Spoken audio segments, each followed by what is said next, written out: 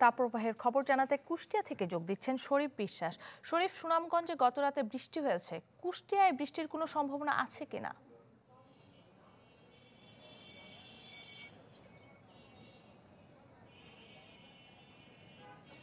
আসলে কাকলি, কুষ্টিয়াতে এই মুহূর্তে বৃষ্টির কোনো সম্ভাবনা দেখছেন না। বিশেষ করে আমি আজ সকালেও কুষ্টিয়া আবহাওয়া অফিসের যিনি কর্মকর্তা রয়েছেন, ভারপ্রাপ্ত কর্মকর্তা রয়েছেন, তার সাথে কথা বলেছি।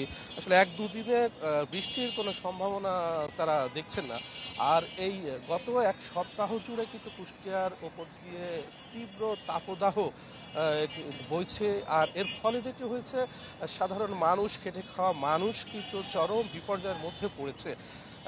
বিশেষ করে কর্মজীবী মানুষ, তারা কর্মের সন্ধানে যারা বের হতেন সকালেই, তারা কিন্তু বেশ ঘর বন্দি রয়েছেন। আর যারা একেবারেই পারছেন না, তারা ঘর থেকে বেরোচ্ছেন। ঠিক ক্যামেরায় দেখতে পাচ্ছেন যারা কর্মজীবী মানুষ, যারা নিরুপায় হয়ে পড়েছিলেন, তারা কিন্তু বের হচ্ছেন।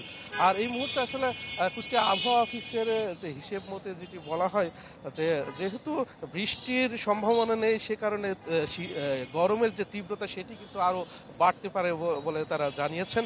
আর আরেকটি বিষয়, যে তীব্র গরমের কারণে আমরা দেখেছি বিশেষ করে সুপেয় পানির তীব্র সংকট কিন্তু কুষ্টিয়ায় দেখা দিয়েছে।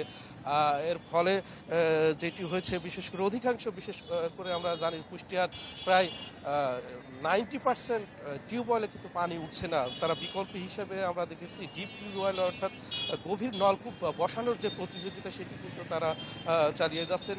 যদিও এই গভীর নলকূপ স্থাপনের যে বিষয়টি, সেটি কিন্তু যারা বিশেষজ্ঞ তারা বলছেন এটি অবশ্যই আমাদের জন্য ভালো খবর নয়। সব মিলিয়ে কুষ্টিয়ায় তীব্র গরমের মানুষ কিন্তু বিপর্যস্ত হয়ে পড়েছে। কাকলি। শরীফ, আপনাকে ধন্যবাদ। তাপপ্রবাহের খবর জানাতে কুষ্টিয়া থেকে যোগ দিয়েছিলেন শরীফ বিশ্বাস। 1, 2, 3 ঢাকায় জমি জিতে নিন 100% ক্যাশব্যাক সহ 20 কোটি টাকার পুরস্কার।